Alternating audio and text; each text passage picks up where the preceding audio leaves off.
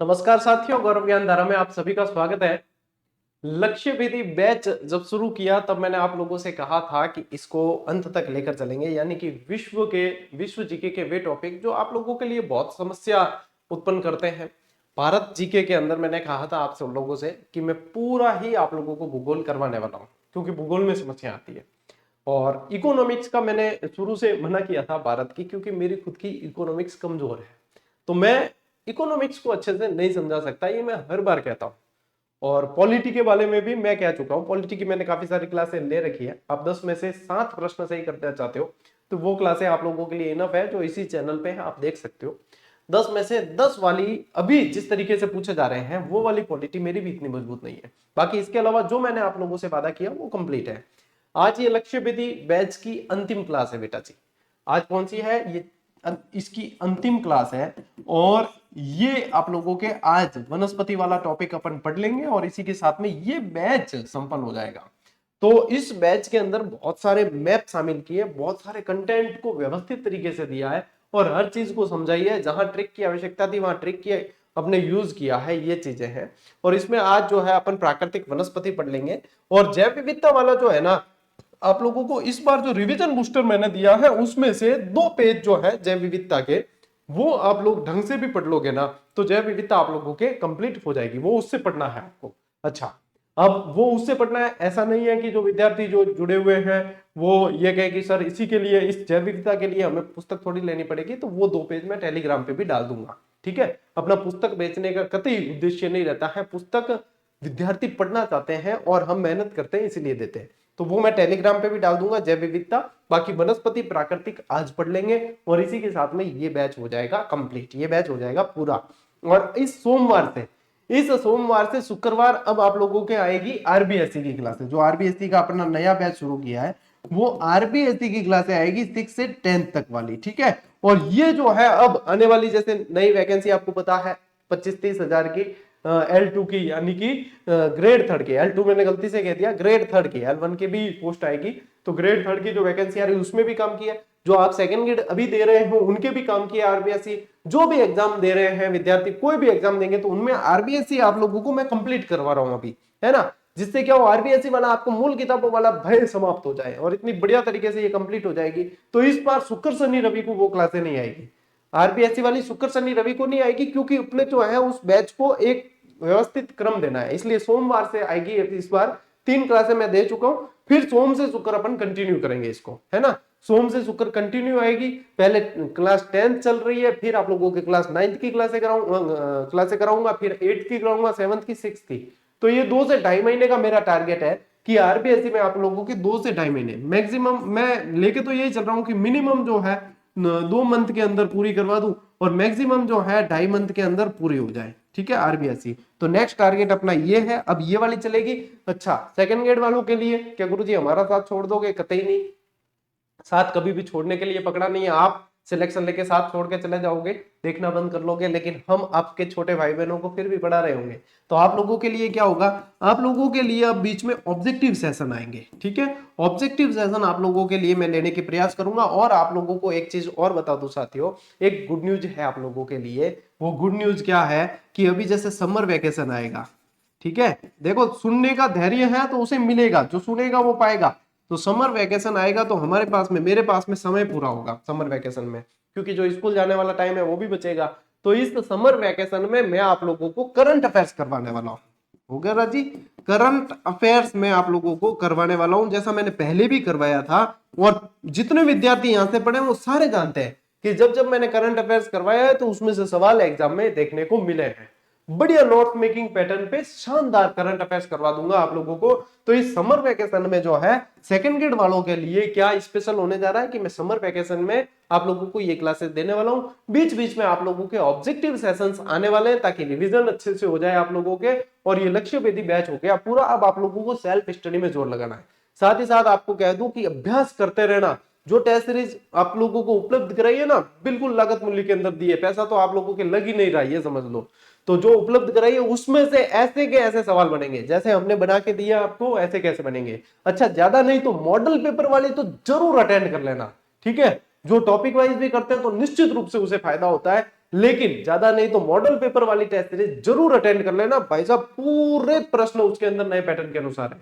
और topic wise जो test series है उसमें अब आप लोगों के बहुत जल्द जो है नए नए चैप्टर के एक एक टेस्ट सभी का नए पैटर्न के अनुसार जुड़ने वाला है। इसके लिए मैसेज करने की आवश्यकता नहीं है, मुझे ध्यान है, मेरी जिम्मेदारियां, मेरा कहा हुआ मुझे हमेशा याद रहता है, तो मुझे ध्यान है वो आप लोगों के जुड़ जाएंगे। तो जितने सवालों के जवाब मैं दे सकता था वो 5 मिनट में मैंने दे दिए।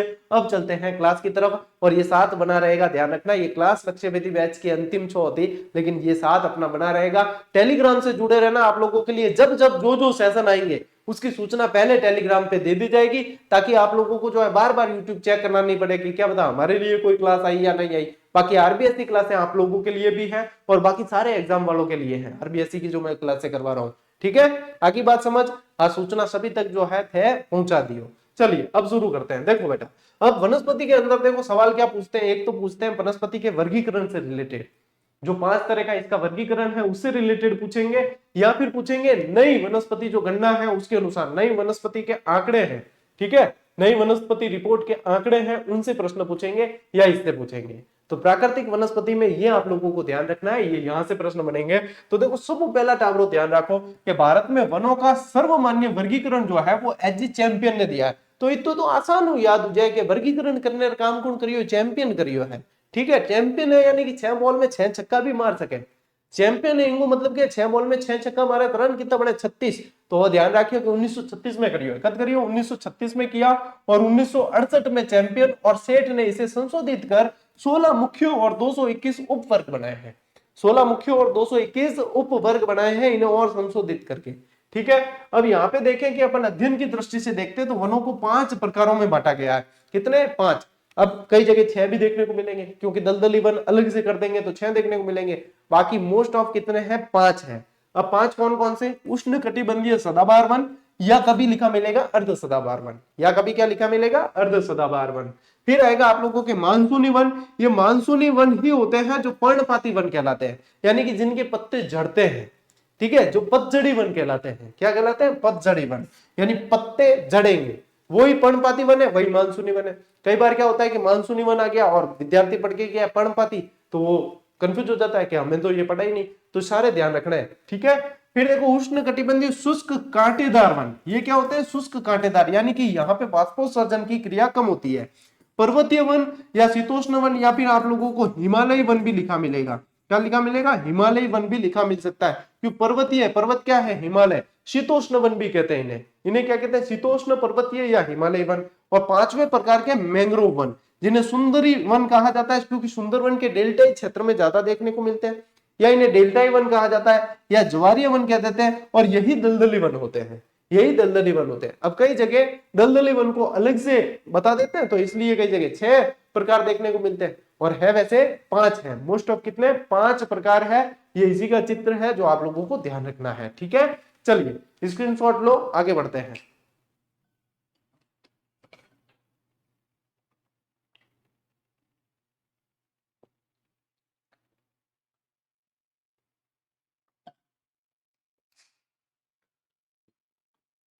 देखो अब पहला वर्गीकरण पढ़ा, ठीक है। अब देखो तो एक दो ज्यादा वर्गीकरण दिखी, पर ये यूं है कि ये तो ऐसे ही आप लोगों के लिए, मतलब मजे मजे के लिए मैंने शामिल किया इमेज के खाली बोर्ड हो तो मैं बढ़िया देखी। ठीक है, इन वास्ते करिए आ तो एआई जनरेट करियोड़ी मैं गूगल उठाई है। ठीक है, तो इंगो की मतलब वो थे कहीं क्या बिन आगो नहीं लेनो, इनो आगो नहीं लेनो, जो वर्गीकरण मैंने यहाँ पे मैंने खुद नोट्स बनाए हैं वो आपके काम के हैं। तो देखो सबसे पहले उष्ण कटिबंधीय सदाबहार वन, सबसे पहले की पढ़ना अपन उष्ण कटिबंधीय सदाबहार वन। अब इसमें क्या होता है, वर्षा जो होती है ना उसकी मात्रा देखो 200 सेंटीमीटर या उससे अधिक औसत वार्षिक वर्षा होती है इसकी, क्योंकि इसमें आ गया शब्द सदाबहार। सदाबहार यानी कि हमेशा बहार रहेगी भाई, तो ये कैसे हो जाते हैं? 200 सेंटीमीटर या उससे अधिक औसत वार्षिक वर्षा वाले क्षेत्र कौन से? इसके अंदर पश्चिमी घाट का भाग आता है, और पश्चिमी घाट का भाग है तो भाई साहब वर्षा था ध्यान ही है कि ज्यादा वह बटे में पूर्व मानसून हम जाए।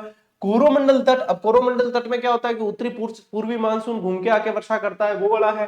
पश्चिमी बंगाल आ जाता है, अंडमान निकोबार आ जाता है, और लक्षद्वीप समूह आ जाता है। तो ये क्षेत्र आपको ध्यान रखने हैं जहां से प्रश्न बन रहे हैं, जैसे बनेंगे सारी चीज बता रहा हूं, फिर बाद में गलती मत करना, बाद में नो एक्सक्यूज, कुछ भी एक्सक्यूज मुझे नहीं सुनना है।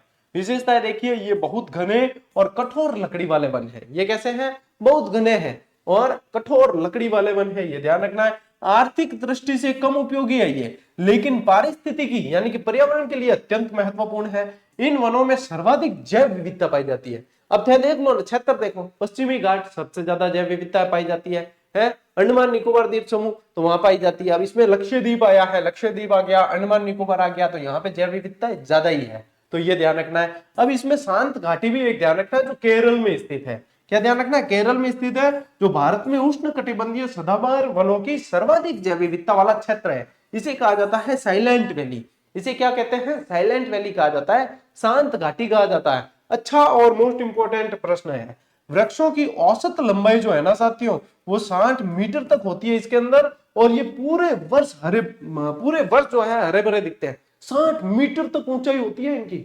ऊंचाई भाई साहब लंबो, तो ऊंचाई कितनी है? लंबो वृक्ष है, यानी कि वो कहें कि इतना लंबा ताड़ के जैसा, तो ताड़ के वृक्ष इसी वनों के अंदर आते हैं यहीं पे। तो देखो इसमें कौन कौन से वृक्ष है? एबोनी है, महोगनी है, रबर, ताड़, नारियल, सिनकोना, रोजवुड, ग्रीनवुड, लोह कास्ट, ये सारे वृक्ष इसके अंदर आते हैं भाई। ए लंबा लंबा भाई साहब देखो ना, ताड़ का वृक्ष के जैसा, तो ताड़ का वृक्ष इसी के अंदर है, तो ये ध्यान रखना है। ये सारी विशेषताएं भाई साहब, मैं कह रहा हूं आपने खुद सेल्फ भी पढ़ा है, लेकिन एक बार मेरे से सुन लिया है तो मां सरस्वती का वरदान है कि भाई यहां से जुड़े हुए विद्यार्थियों को याद हो जाती है चीजें। ठीक है, अब मेरी तारीफ नहीं कर रहे हो, छोरा खुद बता भाई चीज मैं बता रही हूँ पाछो। ठीक, कई जना कह गुरुजी आपने अपनी तारीफ कैसे की? ये तो जघन्य अपराध हो गया, आपने इतना बड़ा अपराध कैसे कर दिया, खुद की तारीफ खुद कर दी।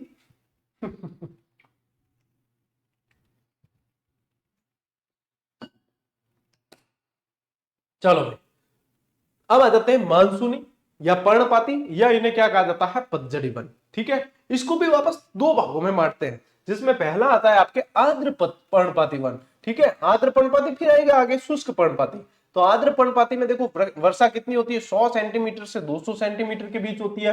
प्रमुख वृक्ष कौन कौन से? साल है, सागवान जिसे टीक भी कहा जाता है, मारवाड़ टीक किन क्या है? रोइडान है। ठीक है, इसके अलावा देखो आम, चंदन, महुआ और शीशम, ये आते हैं इसके अंदर। और क्या ध्यान रखना, मध्य प्रदेश में साल और सागवान सर्वाधिक पाए जाते हैं। मध्य प्रदेश में साल और सागवान सबसे ज्यादा पाए जाते हैं। और भाई साहब महुआ का जो वृक्ष होता है उससे शराब बनाई जाती है, मावड़ी के जिन देशी शराब, महुआ के वृक्ष से क्या बनाई जाती है? शराब बनाई जाती है। दूसरे नंबर के आते हैं आपके शुष्क पर्णपाती वन। इसमें वर्षा की मात्रा होती है 70 सेंटीमीटर से 100 सेंटीमीटर के बीच। कितनी होती है? 70 से 100 के बीच। प्रमुख वृक्ष कौन कौन से? अमलतास, अक्सलवुड, पलास, बेल, खैर यानी कि कत्था, है ना, खैर यानी कत्था, अकेशिया कटेचु बोलते हैं जिसको। विशेषता है कि भारत के सर्वाधिक भूभाग पर यही वन पाए जाते हैं, जैसे कि उत्तर के मैदान में, उच्च भूमि क्षेत्र में, दक्षिण के पठार में, प्रायद्वीपीय पठार हो गया, मैदानी क्षेत्र हो गया। तो सबसे ज्यादा भाग में पाए जाने वाले वृक्ष पूछेंगे तो इसमें आएंगे आपके मानसूनी या पर्णपाती, उसमें भी शुष्क पर्णपाती। उपयोग देखिए कि आर्थिक दृष्टि से बहुत उपयोगी है, फर्नीचर, भवन निर्माण, रेलवे स्लीपर और कृषि उपकरण बनाने के अंदर काम आते हैं। ये रेलवे की जो बर्थ होती है ना ट्रेन के अंदर, वो बर्थ और ये सारे बनाने में ये काम आते हैं, तो ये भी ध्यान रखना। मानसूनी वन, पर्णपाती वन कहा जाता है इन्हें। ठीक है, ले स्क्रीनशॉट टाप लो, वर्ण ही प्रश्न था। ठीक है ना, हल्के मत लेना, प्रश्न इनसे बहुत देखने को मिलेंगे। इनके अलावा देखो उष्ण कटिबंधीय कांटेदार वन। अब कहते हैं कंटीली झाड़ियां आएंगी, यानी कि वर्षा होगी कम। वर्षा कम होने से क्या है कि वाष्पोत्सर्जन कम हो, इसलिए पत्तियां कांटों में बदल जाती है। ये साइंस में अपन पढ़ते आए हैं। अब कई जरा साइंस भी नहीं पढ़ी ढंगू, तो बाने मतलब अट्टे बता दा तो थोड़ा क्या आसान हो गया। तो देखो 70 सेंटीमीटर से कम वर्षा होती है यहाँ। क्षेत्र कौन से? उत्तर पश्चिमी राजस्थान, यानी आपने पश्चिमी राजस्थान आगो, गुजरात है, हरियाणा है, पंजाब है और दक्षिणी भारत का वृष्टि छाया क्षेत्र। वृष्टि छाया क्षेत्र क्या होता है? जहाँ कम वर्षा होती है। वृष्टि छाया क्षेत्र में क्या होता है? कम वर्षा होती है। जैसे कि पश्चिमी घाट है, ठीक है, पश्चिमी घाट है तो यहाँ पे तो वर्षा अधिक होगी, जैसे यहाँ से अरब सागरीय मानसून आ रहा है, लेकिन यहाँ पे वर्षा कम होगी। इस वाले भाग में वर्षा कम होगी, ये वृष्टि छाया क्षेत्र होगा। ये क्या होगा? ये वृष्टि छाया क्षेत्र, कि यहाँ पे वर्षा फूल हुई लेकिन इधर छाया क्षेत्र पड़ गया तो यहाँ पे नहीं हुई, ये वृष्टि छाया कहलाता है। विशेषता क्या है? इन्हें मरुद्भिद या जीरोफाइट्स कहा जाता है। ठीक है, पानी की तलाश में जड़ें बहुत गहरी जाती है, इनमें गहराई बहुत होती है भाई साहब। पानी कम मिले ना, संसाधन कम मिले, जिम जिम गहराई ज्यादा है, तो इसमें गहराई ज्यादा होती है। वाष्पोत्सर्जन कम करने के लिए पत्तियों की जगह कांटे अधिक होते हैं। वाष्पोत्सर्जन के लिए कांटे अधिक होते हैं, कम करने के लिए। पत्तियां ऊपर से मोमी यानी चिकनी होती है और नीचे से खुरदरी होती है। और देखिए प्रमुख वृक्ष कौन कौन से, अरे भाई साहब आपने थार की शोभा, ठीक है, आपने की है खेजड़ी, रोहिड़ा, खजूर, कैक्टस, बबूल, नागफड़ी, यानी कि अपर अंदेला आएगा सारा का सारा। अपर गहराई वाला है। राजस्थान में क्या है कि गहराई वाला है। राजस्थान में लोग भी गहराई वाला है। राजस्थान में जीव भी, ये देखो पौधा, पेड़ पौधा भी गहराई वाला है। यूं मतलब राजस्थानियों में गहराई ज्यादा है। यूं वास्ते तो ऐटे ही है ना। ले स्क्रीनशॉट।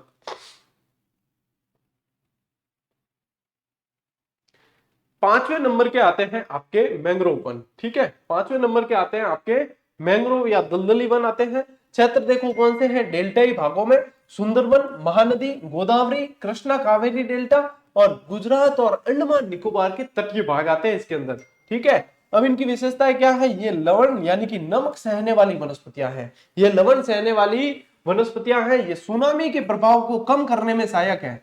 जैसे कि सुनामी लहरों से सबसे ज्यादा नुकसान इन्हीं वनों को होता है, क्योंकि ये सुनामी को झेलती है, समुद्र के आसपास होती है ना, तो सुनामी को झेलने के कारण सबसे ज्यादा जो है नुकसान भी इनको पहुंचता है। प्रमुख वृक्ष कौन से होते हैं इसमें, सुंदरी और ताड़। यदि अवरोही क्रम देखें अपन तो देखो पश्चिम बंगाल में सर्वाधिक है, फिर गुजरात के अंदर, फिर अंडमान निकोबार में, फिर अंडमान निकोबार के अंदर। और मैंग्रोव वन जो है ना, भारत में विश्व के लगभग 7% मैंग्रोव वन पाया जाता है। इन्हीं को दलदली वन भी बोलते हैं, इन्हीं को ज्वारीय या दलदली वन भी बोला जाता है, क्योंकि दलदली क्षेत्र हो जाता है। दलदली वन भी इन्हीं को बोला जाता है, ठीक है ना।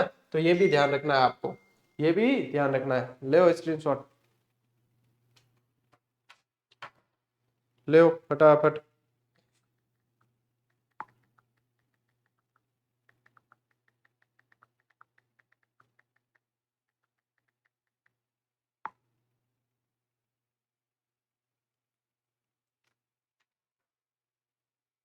बड़ा आगे, ओके। अब देखिए, अब वन नीति से संबंधित और फिर अपन वनस्पति रिपोर्ट से संबंधित चीजें पढ़ लेते हैं।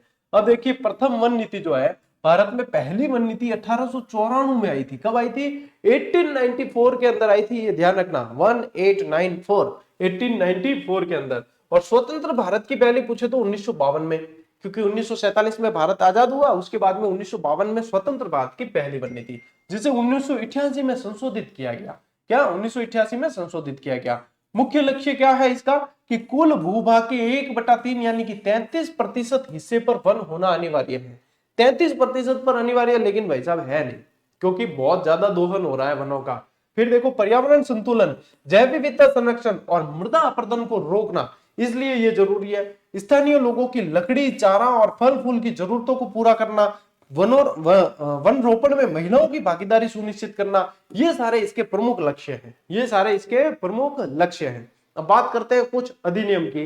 तो देखो वन्यजीव संरक्षण अधिनियम 1972 के अंदर पारित होता है, और पर्यावरण संरक्षण अधिनियम 1986 में पास होता है। वन संरक्षण अधिनियम 1988, ये वो जो संशोधन हुआ वही है। वन अधिकार अधिनियम 2013 के अंदर, ठीक है, जनजातियों और स्थानीय निवासियों के लिए ये अधिनियम है। इनके अनुसार ही वनों की कटाई, पशु चराई, ये सब इन नियमों के अधीन ही होगा, ये सारा इसी, ठीक है। ले स्क्रीनशॉट।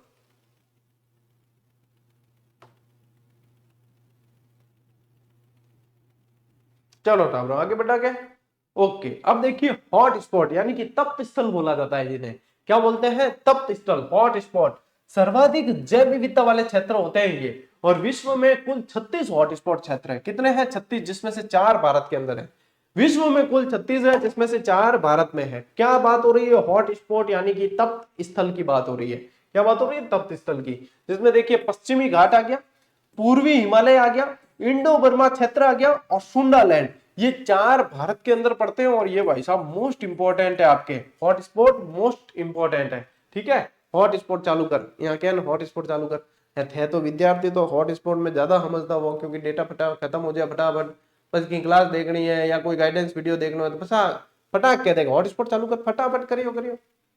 तो ये बायोस्फीयर रिजर्व, जैव मंडल नीचे बोलते हैं, जिसको भारत में कुल 18 जैव आरक्षित क्षेत्र है, जिसमें से देखो प्रथम जो है वो नीलगिरी बायोस्फीयर रिजर्व है, जो 1986 में कर्नाटक, तमिलनाडु और केरल में बना है। कहाँ बना है, कर्नाटक, तमिलनाडु और केरल में। अच्छा, ये यहाँ पे जो दर्शा रखे हैं ना क्षेत्र, वो ये 4 हॉट स्पॉट है। ठीक है, ये आपके 4 हॉट स्पॉट है, ये ध्यान रखना आप लोगों को कि देखो एक तो पश्चिमी घाट वाला क्षेत्र आ गया आपके ये, ठीक है, एक आ गया आपके पूर्वी हिमालय वाला क्षेत्र आ गया, ठीक, फिर आपके आ गया इंडो बर्मा वाला क्षेत्र आ गया, ठीक है, इंडो बर्मा वाला क्षेत्र आ गया, और आपके आ जाता है सुंडा लैंड वाला क्षेत्र आ जाता है। ठीक है, अब देखो इसमें से बायोस्फीयर रिजर्व में जो है 18वां बायोस्फीयर रिजर्व पन्ना मध्य प्रदेश को घोषित किया, जो 2011 में किया गया।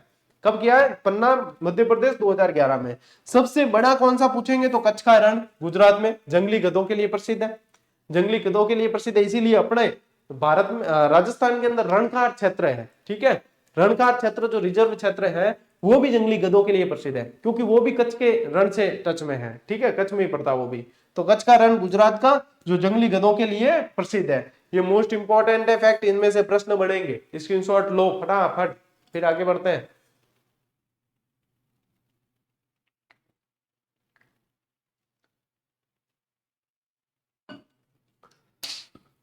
चलिए अब देखो, मैप कार्यक्रम के अनुसार यूनेस्को द्वारा 1931 में मैन एंड बायोस्फीयर, जिसको मैप के नाम से जाना गया, कार्यक्रम शुरू किया गया। इसके तहत भारत के 12 बायोस्फीयर रिजर्व इसमें शामिल किए गए, और मुख्य रिजर्व और उसके विशिष्ट जीव जो है वो ध्यान रखना है। इनसे प्रश्न बहुत बनते हैं, ये विशिष्ट जीव आप लोगों को पूछे जाते हैं, जीव याद रख लो, नहीं तो अपने जीव में नहीं रहला। ठीक है, नीलगिरी जो प्रथम है, नीलगिरी ताहर और शेर जैसी दुम वाला बंदर, नीलगिरी ताहर और शेर जैसी दुम वाला बंदर जो है वो यहाँ का प्रसिद्ध जीव है। मन्नार की खाड़ी जो तमिलनाडु के अंदर आपको ध्यान रखना है, और ये डुगोंग यानी कि समुद्री गाय के लिए प्रसिद्ध है, डुगोंग के लिए। पंचमढ़ी इसके उड़न गिलेरी के लिए प्रसिद्ध है एमपी का, और ध्यान है अपार अटे भी सीता माता अभ्यारण्य बटे भी पंच अपने क्या है कि उड़न गिलेरी बहुत ज्यादा है। ठीक है, प्रतापगढ़ वालों। सिमलीपाल उड़ीसा में, ओलिव रिडले कछुआ यहाँ का प्रसिद्ध जीव है, ओलिव रिडले कछुआ। सुंदरवन पश्चिम बंगाल में पड़ता है, यहाँ तैरने वाले बाघ और हेरिसियरा फोमिस वनस्पति ये यहाँ की प्रसिद्ध है। नंदा देवी उत्तराखंड में पूछेंगे तो हिम तेंदुआ। अचानक मार और अमरकंटक के अंदर जो पड़ता है वहां पूछेंगे आप लोगों को, छत्तीसगढ़ के अंदर है, ये कहाँ है? छत्तीसगढ़। नोकरेक कहाँ है? मेघालय के अंदर है नोकरेक। दक्षिणी निकोबार कहाँ है? निकोबार द्वीप के अंदर। अगस्त्यमलई कहाँ है? केरल और तमिलनाडु के अंदर है। और कंचनजंगा कहाँ पड़ता है? सिक्किम के अंदर। और फिर ध्यान रखना पन्ना बायोस्फीयर रिजर्व ये मध्य प्रदेश में, और इसे 2020 में शामिल किया है। ये वाला यहाँ पे 2020 के अंदर शामिल किया है। लास्ट जो आप लोगों को बताया था 18वां क्षेत्र इसके अंदर, वो किया था 2011 में शामिल। ठीक है, चलिए जो 18वां बायोस्फीयर रिजर्व ये आपको ये ध्यान रखना है। बाकी मैप कार्यक्रम के अंतर्गत ये आप लोगों को ध्यान रखना है, ये किसके अंतर्गत बताया? मैप कार्यक्रम के अंतर्गत, मैन एंड बायोस्फीयर के अंतर्गत है। तो दोनों में अंतर करना, यूं नहीं कि दोनों एक कर लो बचे कंफ्यूज वाला। ठीक है टाब्रो, मैं आगे बढ़ा। अब पढ़ते हैं भारत की वन स्थिति रिपोर्ट 2023, जो 18वीं रिपोर्ट के नाम से जानी गई है। भूपेंद्र यादव जी ने इसे जारी किया था। ठीक है, इसमें आप लोगों को कुछ नहीं करना, कम ज्यादा वाले ध्यान रखने पड़ेंगे। क्या ध्यान रखने पड़ेंगे? कम ज्यादा।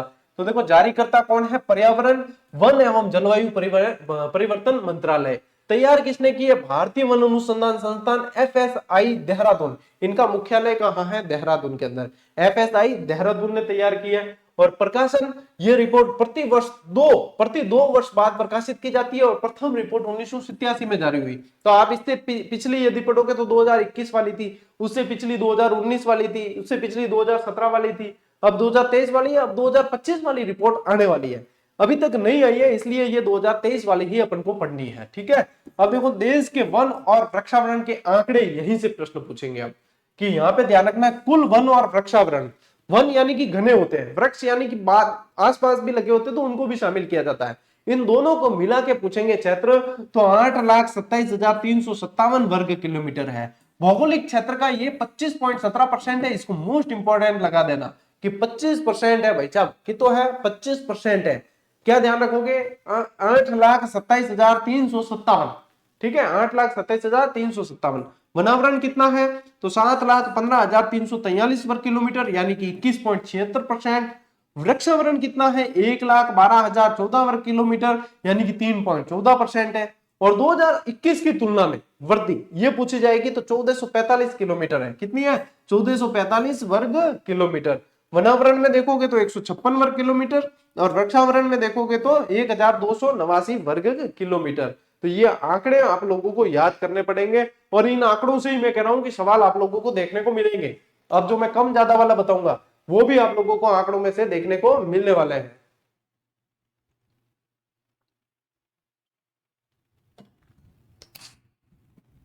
ठीक, देखो वृक्ष और वनावरण में अधिकतम वृद्धि दर्शाने वाले राज्य कि वृक्ष और वनावरण में अधिकतम वृद्धि दर्शाने वाले, तो उसमें ध्यान रखना है छत्तीसगढ़ 684 वर्ग किलोमीटर, उत्तर प्रदेश और उड़ीसा की एक समान है 559 वर्ग किलोमीटर, राजस्थान की 394। ये कैसे है? ये क्रमशः है, ये सारे के सारे क्रमशः है और क्रमशः ही याद रखने हैं आप लोगों को। सबसे ज्यादा किसके हैं? सबसे ज्यादा भाई साहब यूं क्या सबसे ज्यादा रन क्यों बने? छक्के में बने, तो छक्के में यानी 6 से छत्तीसगढ़। ठीक है, ऐसे याद रख लेना। वनावरण में अधिकतम वृद्धि दर्शाने वाले शेष 3 राज्य कौन से हैं? मिजोरम, गुजरात और उड़ीसा है। कौन कौन से? मिजोरम, गुजरात और उड़ीसा। मिजोरम में 242 वर्ग किलोमीटर वृद्धि, गुजरात में 180 वर्ग किलोमीटर और उड़ीसा में 152 वर्ग किलोमीटर है। ठीक है, एमजीओ क्या ध्यान रखोगे? एमजीओ, एनजीओ तो बहुत पढ़ते हो, यहाँ पे एमजीओ याद रख लेना वृद्धि के अंदर। क्षेत्रफल की दृष्टि से यदि अपन देखते हैं कि सबसे अधिक वन और वृक्षावरण वाले राज्य कौन से हैं क्षेत्रफल की दृष्टि से, तो यहाँ पे एम मैम याद रखना है। क्या याद रखना है? मैम। तो क्षेत्रफल की दृष्टि से मैम ध्यान रखो, एम। मध्य प्रदेश, अरुणाचल प्रदेश, महाराष्ट्र। मध्य प्रदेश में 85,724 वर्ग किलोमीटर, अरुणाचल प्रदेश में 67,083 वर्ग किलोमीटर और महाराष्ट्र के अंदर 65,383 वर्ग किलोमीटर। और क्षेत्रफल की दृष्टि से सर्वाधिक वनावरण वाले क्षेत्र यदि देखें तो यहाँ पे आप लोगों को ध्यान रखना है मध्य प्रदेश 17,073 वर्ग किलोमीटर, अरुणाचल प्रदेश 65,882 और छत्तीसगढ़ 55,812। तो यहाँ पे देखो एम ए तो बराबर आ रहा है। ठीक है, और फिर क्या ध्यान रखना है? अपने छत्तीसगढ़ ध्यान रखना है। ठीक है, छत्तीसगढ़ ध्यान रखना है। तो यहां से जो है आप लोग थोड़ा सा ध्यान रखेंगे। जैसे इनके एप्पल के जो लैपटॉप आते हैं ना उनको बोला जाता है मैक, उनको क्या बोलते हैं? मैक। तो मैक से ध्यान रख लेना यहाँ पे MAC, तो सी से छत्तीसगढ़, ऐसे याद हो जाएगा। ठीक है, यहाँ MGO हो ही गया है। ठीक है, तो इस तरीके से थोड़ा सा मैंने आसान कर लिया आप लोगों के लिए, क्योंकि यहाँ आंकड़े तो देखो याद बहुत कम रहेंगे, लेकिन कम से कम इनका क्रम याद रहना चाहिए अपने को, तो अपने जो है सवाल सही हो जाएंगे।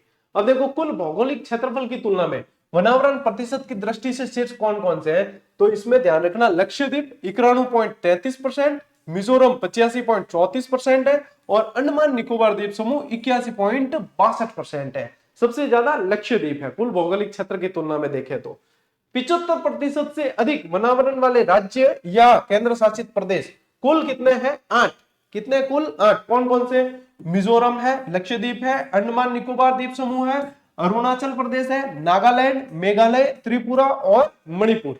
ये 8 आपको ध्यान रखना है भाई साहब कि ये क्या है? 75% से अधिक वनावरण वाले राज्य हैं। फिर आते हैं 32% से अधिक भौगोलिक क्षेत्र वनावरण वाले राज्य और केंद्र शासित प्रदेश कितने? तो वो 19 है। कितने हैं? 19।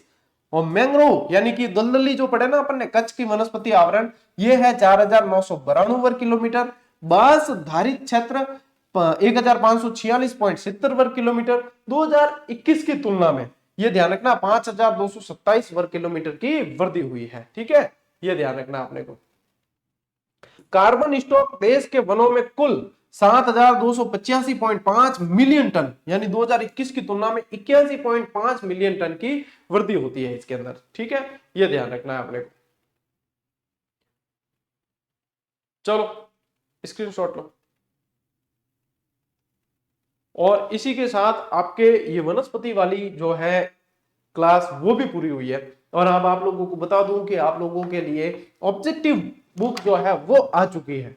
ठीक है, सेकंड ग्रेड की ऑब्जेक्टिव बुक आ चुकी है मार्केट में, उसका वीडियो बना के भी बता दिया है, उसके पेज भी बता दिए उसी वीडियो में, उसके अंदर कंटेंट बता दिया है, सारी जानकारी उसमें दे रखी है। उसको देखो, मार्केट में जाओ और अभी बेस्ट समय है, सेल्फ स्टडी करो, जितना हो सके अभ्यास करो, जितना हो सके दोहरान करो, यही चीजें आप लोगों को सफलता तक लेकर जाएगी। ठीक है, चलिए आज की इस क्लास को, ये क्योंकि अंतिम क्लास है साथियों, लेकिन ये अंतिम क्लास लक्ष्य वेदी बैच की है, अपने यहाँ की जीजीडी की कोई अंतिम क्लास नहीं है, क्योंकि ये अनवरत चलने वाला सिलसिला है। अपन मिलते रहेंगे और मिलना ही है। आरबीएससी की क्लास में तो मिलना ही है। सोमवार से आप लोगों के आरबीएससी का बैच कंटिन्यू होगा इसी जगह पे, लेकिन आरबीएससी की क्लासें दोपहर 12 बजे आएगी, ये ध्यान रखना, ठीक है। तो आज की इस क्लास में साथियों इतना ही। अब मिलते हैं अपन अगले बैच की अगली क्लास में, अगले वीडियो में, अगले सेशन में। तब तक के लिए राम राम, जय हिंद।